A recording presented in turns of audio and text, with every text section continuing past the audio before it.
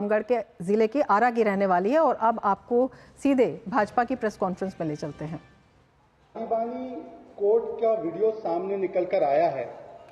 ये डोमजूर हौरा से वीडियो आया है और हौरा वही जगह है जहां पर पश्चिम बंगाल का स्टेट सेक्रेटेरिएट स्थित है, जहां पर ममता बनर्जी का आना जाना लगा रहता है। संदेश खाली, चोपड़ा, उत्तर दिनाजपुर, आपको याद होगा वो तस्वीरें किस प्रकार से जेसीबी ताजमुल तालिबानी तरीके से पीट रहा था एक महिला और एक व्यक्ति को। उसके बाद कूच बिहार, जहां पर एक महिला, मुस्लिम महिला को निर्वस्त्र किया गया। अरियादाह, जहां पर एक और इस प्रकार की पिटाई की गई महिला की। कोलकाता, और उसके बाद अब हावड़ा की ये तस्वीरें, ये जो बेरहमी से पिटाई की गई और उसके बाद एक महिला के सिर पर धार धार कैंचियों से वार करते हुए उसके बाल काटे गए, ताकि केवल उस महिला को नहीं, पश्चिम बंगाल की सभी महिलाओं को एक तालिबानी संदेश जा सके। और इस कृत्य के पीछे अबुल, महबूबुल्ला, अरबाज और इसके साथ साथ और कुछ 5-6 लोग थे। ये जो शरिया प्रेरित तालिबानी कोर्ट्स आज ये पश्चिम बंगाल में लगातार उसके उदाहरण हमें दिखाई देते हैं और ये प्रत्येक दिवस की घटनाएं आम बन चुकी है कि इस प्रकार के कैंगरू कोर्ट या शरिया इंस्पायर्ड तालिबानी कोर्ट पश्चिम बंगाल में लगते हैं, जहां पर महिलाओं के साथ किस प्रकार का व्यवहार किया जाता है, ये आपके सामने है।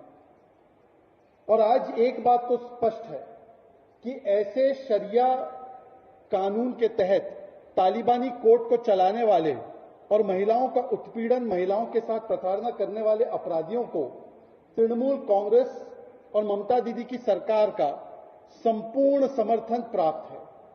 इसीलिए आपने देखा होगा कि जब चोपड़ा, उत्तर दिनाजपुर में ये तालिबानी घटना सामने आई तो टीएमसी के एक विधायक ने कहा कि ये तो बात सामान्य है क्योंकि मुस्लिम राष्ट्र में ये होते रहता है। उन्होंने तो महिला को ही कैरेक्टरलेस कह दिया था, उसके ऊपर कोई कार्रवाई सख्त तरीके से की नहीं गई। उसके बाद आपने देखा होगा कि संदेश खाली में जहां पर हिंदू महिलाओं का बलात्कार किया गया, वहां पर जो मुख्य अपराधी और आरोपी शाहजहां है, उस शाहजहां को बचाने के लिए पश्चिम बंगाल की पुलिस और सरकार ने हर संभव कदम उठाया। यहां तक कि अभी कुछ दिन पहले सुप्रीम कोर्ट को कहना पड़ा कि एक शाहजहां को बचाने के लिए पूरी पश्चिम बंगाल की सरकार इतनी आमादा क्यों है। हमने देखा कि महुआ मोइत्रा का भी जो अपमानजनक ट्वीट आया था राष्ट्रीय महिला आयोग की अध्यक्षा के विषय में, उसके ऊपर भी कोई कार्रवाई नहीं की गई। और इसीलिए चाहे हावड़ा हो, चाहे कूच बिहार हो, चाहे संदेश खाली हो, चाहे चोपड़ा हो, इन घटनाओं के बाद ये साफ साफ कहा जा सकता है कि पश्चिम बंगाल में आज मां माटी मानुष वाली सरकार नहीं, बल्कि टीएमसी, तालिबानी मुझे चाहिए की सरकार है और तुष्टीकरण मुझे चाहिए की सरकार है। और इसीलिए ये सारे अपराधी जो इस प्रकार के तालिबानी फैसले सुनाते हैं और उसे अमल करने के लिए इस प्रकार के शरिया इंस्पायर्ड कोर्ट से तालिबानी न्याय देते हैं, उन पर ना कोई कार्रवाई होती है और उनके सारे तार तृणमूल कांग्रेस की सरकार और नेताओं के साथ जुड़ते हैं। ऐसी ही एक घटना हमने देखी है कि किस प्रकार से तेलंगाना में भी सामने आई है। ये तेलंगाना की घटना है और एक तेलंगाना में भी महिला किस प्रकार से इलेक्ट्रिक पोल के साथ बांधी गई है।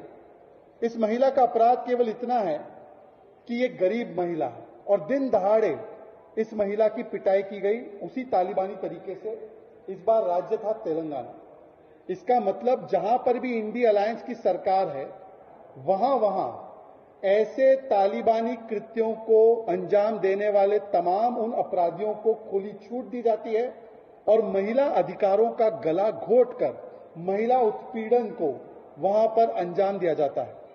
पर दुख की बात यह है, चाहे पश्चिम बंगाल हो चाहे तेलंगाना हो, इस पर सेक्युलर सन्नाटा है उन लोगों का जिनका ध्येय या जिनका मोटो है लड़की हूं लड़ सकती हूं। और आज इसीलिए सवाल यह बनता है कि ये जो घटना सामने आई है हावड़ा की, उस पर प्रियंका वाड्रा जी का क्या वक्तव्य है। उस पर राहुल गांधी जी ने अभी तक कोई स्टेटमेंट क्यों नहीं दिया? क्या राहुल गांधी जी इस महिला से मिलने जाएंगे जिसको इस प्रकार से प्रताड़ना की गई है? चोपड़ा की घटना सामने आई, उस पर कांग्रेस पार्टी खामोश रही। संदेश खाली पर कांग्रेस पार्टी खामोश रही। स्वाति मालीवाल पर कांग्रेस पार्टी खामोश रही। और आज इतनी बड़ी घटना जो हावड़ा में सामने निकल कर आई है और तेलंगाना से भी आई है, उस पर भी कांग्रेस पार्टी क्यों खामोश है?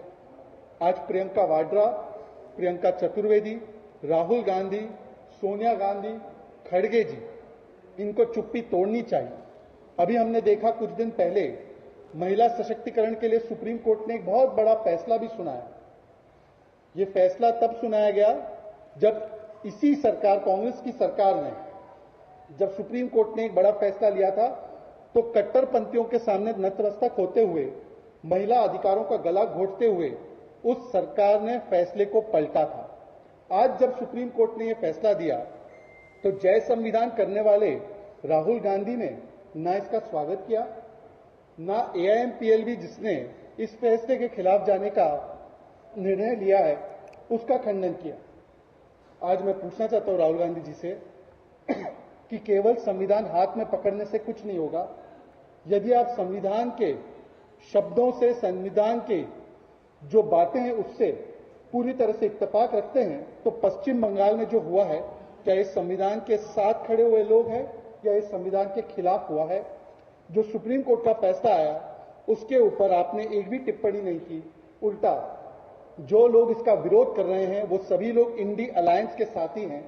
तो आज राहुल गांधी और प्रियंका वाड्रा को बताना चाहिए कि क्या वो देश की महिलाओं के लिए, पश्चिम बंगाल की महिलाओं के लिए और संविधान के लिए कुछ बोलेंगे या केवल और केवल सिलेक्टिवली आउटरीच करेंगे और सिलेक्टिवली खामोश रह जाएंगे। बहुत बहुत धन्यवाद।